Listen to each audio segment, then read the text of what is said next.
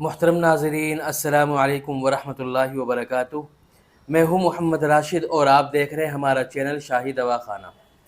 محترم ناظرین، میں آج ان لوگوں سے بات کرنا چاہتا ہوں، ان لوگوں سے مخاطب ہوں جو یہ کہتے ہیں کہ ہم نے بہت دوائیاں کھا لی ہے سیکس کی، مردانہ پاور کی، سیکس پاور کی، لیکن ہمیں کوئی آرام نہیں ملتا۔ میں ان لوگوں سے بہت گزارش کروں گا کہ میری بات کو ذرا دھیان سے سنیں، غور سے سنیں کہ غلطی کہاں ہو رہی ہے، اور میں یہ ویڈیو میں بار بار بتا چکا ہوں کہ غلطی کہاں ہو رہی ہے، کیوں علاج نہیں ہو رہا ہے، کہاں پریشانی ہے۔ کیونکہ میں علاج کے معالجے کے سے میرا تعلق ہے، حکمت سے میرا تعلق ہے، تو مریضوں سے واسطہ پڑتا رہتا ہے۔ وہ کہتے ہیں کہ 10 سال ہو گئے، 20 سال ہو گئے، لاکھوں روپے خرچ کر لیے، 1.5 لاکھ روپے خرچ کر لیا، فلانا نے 20,000 روپے لے لیے، اس نے 30,000 روپے لے لیے، لیکن کوئی آرام نہیں ملا۔ میں ایسے لوگوں سے بات کرنا چاہتا ہوں، ان کو میں سمجھانا چاہتا ہوں کہ دیکھو، علاج کا طریقہ الگ ہوتا ہے۔ جن لوگوں سے آپ نے دوائی لی ہے، علاج کرایا ہے، انہوں نے آپ کا غلط طریقے سے علاج کیا ہے، اور چونکہ آپ کو علاج سے کوئی تعلق نہیں ہے، حکمت سے تعلق نہیں ہے، اس لیے آپ بھی سمجھ نہیں سکتے۔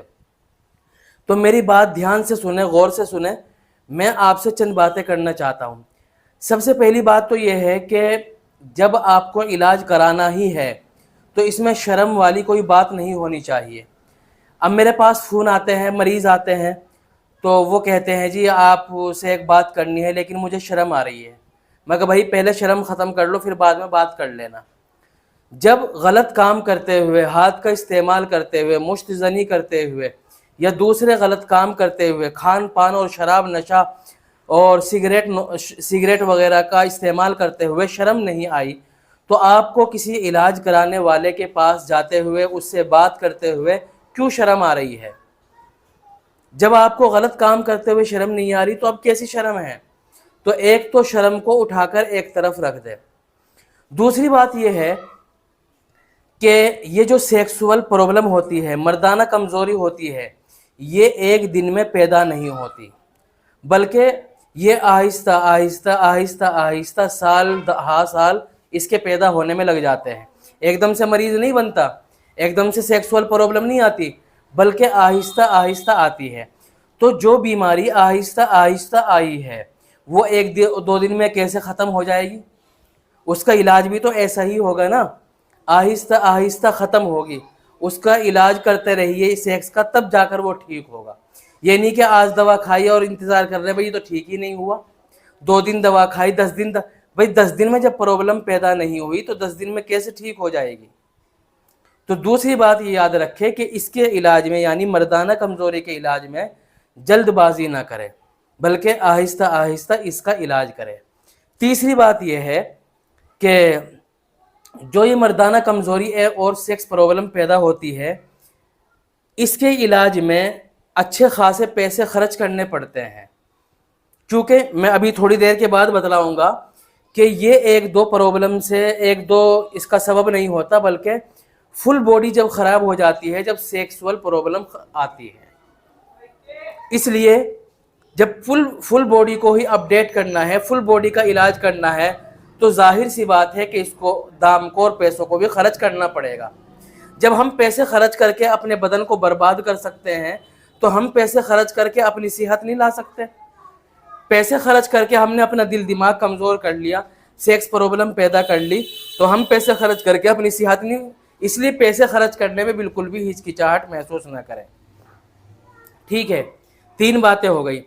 چوتھی بات یہ ہے کہ جو آدمی مریض ہوتا ہے، کوئی بھی مریض ہوتا ہے، تو جو مرض کے مخالف چیزیں ہیں آدمی کو اس کو زیادہ جی کرتا ہے، تو آدمی پرہیز نہیں کرتا۔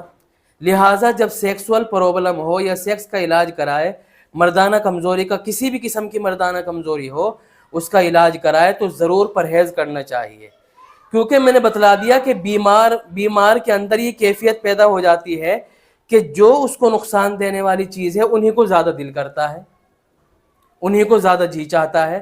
لہٰذا پرہیز کرنے کی کوشش کریں۔ اگر پرہیز نہیں کریں گے تو بڑے سے بڑی دوائیاں بھی، مہنگی سے مہنگی دوائیاں بھی اور قیمتی سے قیمتی دوائیاں بھی کوئی فائدہ نہیں دے گا، اس لیے پرہیز کرنا بھی ضروری ہے۔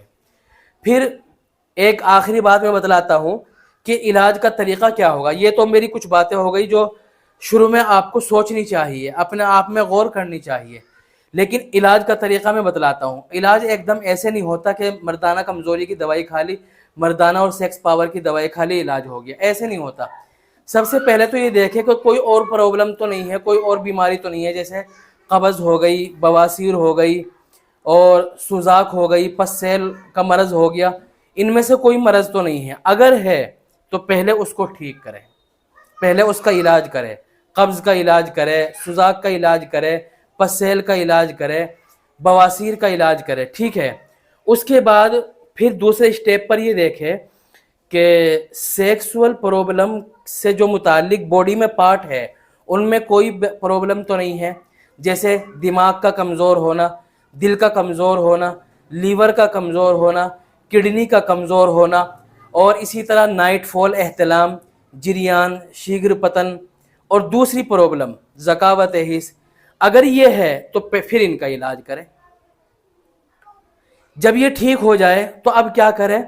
باہر سے لگانے والی دوائیاں لگائے، جیسے ٹکور ہو گیا، تلا ہو گیا، اور اندر سے مقویات، باڈی کو انرجی دینے والی دوائیاں کھائے۔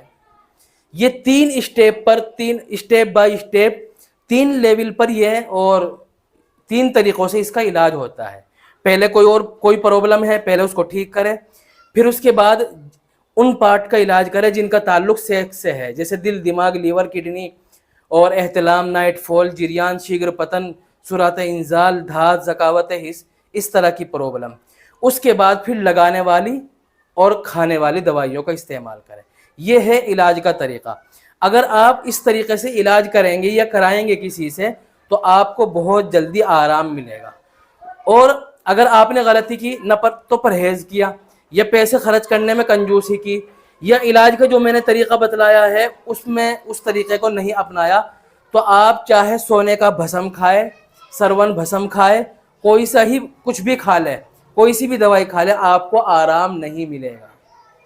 علاج تو بھائی طریقے سے ہی ہوتا ہے، جو علاج کا طریقہ ہے اس طریقے سے ہی علاج ہوگا، ایسے تھوڑی علاج ہوگا۔ ابھی میرے پاس ایک شخص بیٹھا ہوا تھا، وہ کہہ رہا تھا کہ مجھ کو دھات کی پرابلم ہے اور میں نے فلاں حکیم سے دوائی لی تھی، میری پرابلم اور زیادہ بڑھ گئی۔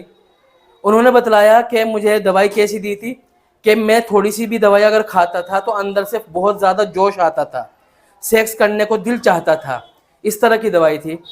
بھائی ظاہر سی بات ہے کہ اگر اس طرح کی ہی دوائی شروع میں دے دیں گے تو پرابلم تو بڑھے گی۔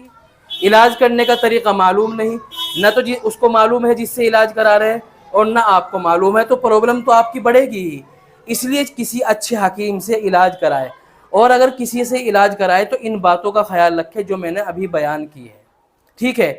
میں نے اس ویڈیو میں کوئی نسخہ نہیں بیان کرا، کوئی دوائی نہیں بیان کری، تو بہت سارے لوگ سوچے گئے تو بیکار ویڈیو ہے، لیکن جو سمجھدار لوگ ہیں ان لوگوں کے لیے یہ بہترین ویڈیو ہے، وہ لوگ اس سے ٹھیک ہو سکتے ہیں، ٹھیک ہے۔ دعاؤں میں یاد رکھیں، اپنی صحت کا، ہیلتھ کا خیال رکھیں۔ السلام علیکم ورحمۃ اللہ وبرکاتہ۔